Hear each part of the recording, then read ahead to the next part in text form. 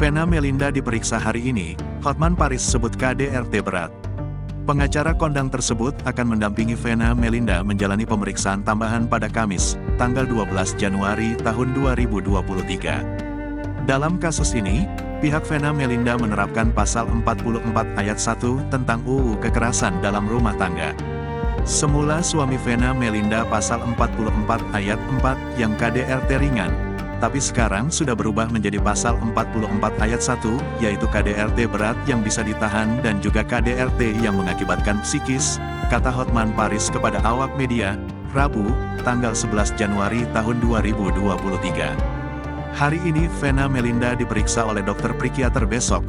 Hari ini, saya akan mendampingi dia untuk BAB tambahan, karena di samping darah-darah yang keluar dari hidungnya juga katanya ada retak di tulang rusuk, lanjut Hotman.